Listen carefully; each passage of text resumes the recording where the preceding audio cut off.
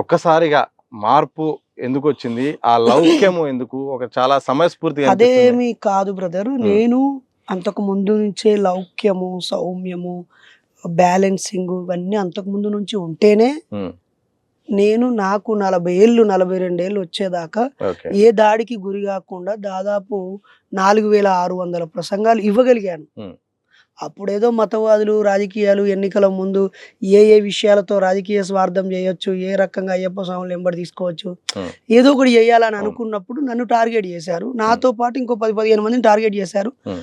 వాళ్ళు ఆ పరిస్థితుల రీత్యా ఆవేశానికి గురయ్యారు. దాడులు గురయ్యారు. పోలీస్ స్టేషన్‌లకు వెళ్లారు. దెబ్బలు తిన్నారు. ఆగిపోయారు. ఓకే. నేను అంతకు ముందు నుంచే చార్వాక లోకాయత తత్వంతో నాస్తిక హేతువాద ఉద్యమాలలో ఉన్నాను కాబట్టి హ్మ్. ఉపన్యాసకుడిని, మ్యూజిషియన్‌ని, తెలంగాణ ఫ్రీడమ్ ఫైటర్‌ని, హ్మ్. ఒక మంచి సైకాలజిస్ట్‌ని, ఆర్గనైజర్‌ని, స్టూడెంట్ లీడర్‌ని అనేక రోల్స్‌తో ఉన్నాను కాబట్టి నాకు అప్పుడు జరిగినటువంటి దాడి పెద్ద విషయం కాలే. నా తర్వాత జీవితాన్ని అదేం పెద్దగా ప్రభావితం చేయలే. కాకపోతే చాలామంది తెలియని ప్రజలకు తెలియజేసింది. హ్మ్. సోషల్ మీడియా ద్వారా ఒక రకంగా మంచి చేసిందా? అలా అంటే అనుకోవడానికి లేదు. తెలియని వాళ్ళకి తెలిసేలాగా చేసింది అంటే అంతవరకే చూద్దాం దాన్ని. హ్మ్. నన్ను హైలైట్ చేసింది అనడం వరకే తప్ప హ్మ్. అది మంచి అని అనుకోవడానికి లేదు.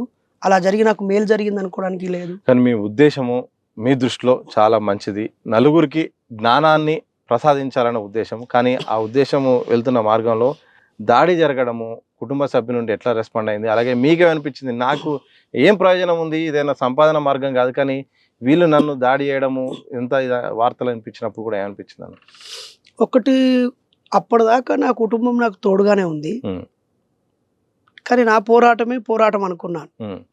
నాపై దాడి జరిగాక నా కుటుంబ పోరాటం నాకు తెలిసొచ్చింది. ఓకే. ఒక అనుభవము. హ్మ్. నేను ఒంటరివాడిని కాదు. అవును. నా కోసం ఇంతమంది కన్నీళ్లు పెట్టుకున్నారు. హ్మ్. ఇంతమంది రోడ్డు మీదకొచ్చారు. అనేక మంది ప్రెస్ స్టేట్మెంట్లు ఇచ్చారు. హ్మ్. స్టేటస్‌లు పెట్టుకున్నారు. హ్మ్. అనుకరించడం, ఇంటికొచ్చి కలవడం, మా అమ్మ నాన్నకి ధైర్యం చెప్పడం. ఓకే. ఇప్పుడు నేను వెళ్తున్నప్పుడల్లా అవన్నీ గుర్తు చేసుకోవడం. హ్మ్. సో, నేను ఒక్కడినే జైలుకి వెళ్ళాననుకున్నాను. ఒక్కడినే బాధ అనుభవించాననుకున్నారు. కానీ చాలా గుండెలు నా కోసం ఓకే. హ్మ్, బాధపడ్డాయి. చాలా అంటే ఆ సంఘటన కొంచెం అంతే మీలో ఇంకేం చేయగలరు? కొన్ని హ్మ్. వందల దాదాపుగా 1100 స్టేషన్‌లలో కేసులు పెట్టారంట. మీ పైననా? మహారాష్ట్ర, ఆంధ్రప్రదేశ్ 1100 స్టేషన్‌లలా? హ్మ్. ఓకే. కానీ కొంత నిజం నిరూపణ అయితేనే ఫైనల్ చేస్తారు కదా! హ్మ్. ఒక 14, 15 చోట్ల పూర్తి స్థాయి ఎఫ్ఐఆర్‌లయి కేసులు ఫైల్ అయ్యాయి. హ్మ్.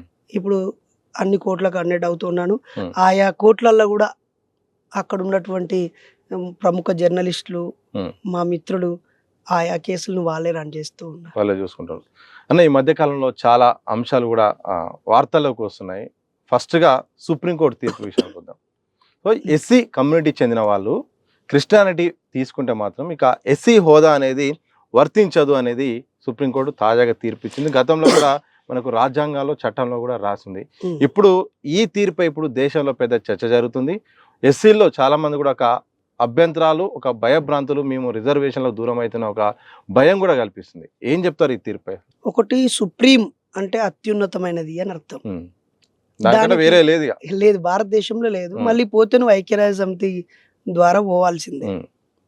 అదొక అభిప్రాయాన్ని చెప్పినప్పుడు 2 రకాలుగా చూడాలి. హ్మ్. అది సమస్యను ప్రతిబింబిస్తుందా? సమస్యను సృష్టిస్తుందా? హ్మ్. యెస్. ఇప్పుడు అది సమస్యను సృష్టించింది. హ్మ్.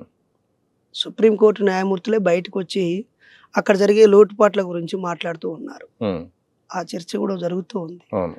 సుప్రీంకోర్టు అనేక సందర్భాల్లో అనేక విషయాల మీద తీర్పులిచ్చింది. తీర్పులనిస్తది. కారంచేడులో జరిగిన నారాయణ హోమానికి సాక్ష్యాలు లేవు. ఆడ ఎవరు చంపిరో తెలియదు అని కొట్టేసింది. మరి సచిన శవాలు ఉన్నాయి గదా! అవును. ఉన్నాయా? లేవా? అవును. అంత కొట్టేసినంత మాత్రాన సంఘటన జరగనట్టా? ఎవరు చంపకుండా వాళ్ళంతట వాళ్ళే పొడుచుకొని చచ్చినట్టా? అవును. కదా! హ్మ్. కాబట్టి చట్టానికి సాక్ష్య ఆధారమే గావాలి తప్ప, హ్మ్. చట్ట రూల్స్ అండ్ రెగ్యులేషన్సే గావాలి తప్ప మిగతాయి దానికి పట్టవు. హ్మ్. కాబట్టి ఇక్కడ ప్రజల్లో కుల వివక్ష ఉంది. ఆ హ్మ్. పేరుతో అవమానము, అంటరానితనము, బాధలు ఉన్నాయి. హ్మ్. ఇద్దరు వేరు వేరు మనుషులు ఆ కులం పేరుతో దూషిస్తున్నారు, బాధ పెడుతున్నారు. హ్మ్. కారంచేడులో, చుండూరులో జరిగిన ఆ అవును. దారుణాల ప్రతిరూపంగా జరిగిన పోరాటం ద్వారానే ఈ చట్టాలొచ్చాయి గదా! అవును. ఎంతోమంది అవమానపడ్డవాళ్ళు, అవును. నాయకులు ఉద్యమిస్తే ఆ చట్టాలొచ్చినాయి. హ్మ్.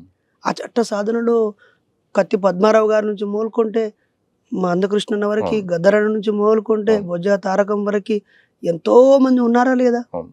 ఒకరు ఇద్దరని కాదు, మనం 4 పేర్లు చెప్పుకుంటే వీలే కాదు, ఉమ్. ఎంతో మంది పోరాటం చేశారు. కాబట్టి ఆ చట్టం రావాల్సిన పరిస్థితి ఏంటి, ఇప్పుడు ఆ పరిస్థితి లేకుండా పోతే ఆ చట్టం తీసేయొచ్చు. పోలియో పూర్తిగా అంతమైందన్నాక పోలియో చుక్కలు వేయడం బంద్ చేస్తారు. ఉమ్. అక్కడక్కడ 1-2 కేసులు అయినా కూడా మళ్ళీ కోట్లాది రూపాయలు ఖర్చు పెట్టి అందరికీ పోలియో చుక్కలు వేస్తారు కదా. ఉమ్. ఇక లేదు మా ఊర్లో లేదు పోలియో ఎవరికి లేదు, పోలియో చుక్కలు వేయకండి ఎందుకంటలేరు. ఉమ్. ఎక్కడో ఉంది ఒక చోట ఉన్నా అందరికి పోలియో చుక్కలు వేస్తున్నారు. ఉమ్. ఎక్కడో ఒక రూపంలో ఆ ఇన్సిడెంట్ జరుగుతుంది కాబట్టి ఆ చట్టం వచ్చింది. ఉమ్. ఆ చట్టంని మనం అర్థం చేసుకొని దాని అవసరం లేని వాతావరణం కల్పించి ఆ చట్టం ఉన్న పని, దాని అవసరం లేని వాతావరణం ఏర్పాటు చేస్తే సరిపోతుంది. కానీ ఉమ్. అతను ఒక వ్యక్తి తిట్టాడు, అవును. ఒక వ్యక్తి బాధపడ్డాడు, కేసు పెట్టాడు. ఉమ్. ఇప్పుడు ఈ వ్యక్తి తిట్టింది నిజమా కాదా, బాధ పెట్టింది నిజమా కాదా అనేది చర్చ జరగాలి. కానీ ఉమ్. ఇతను ఎస్సీ కాదు అంటే అసలు మరి ఎస్సీ కాకపోతే తిట్టవచ్చునా? ఉమ్.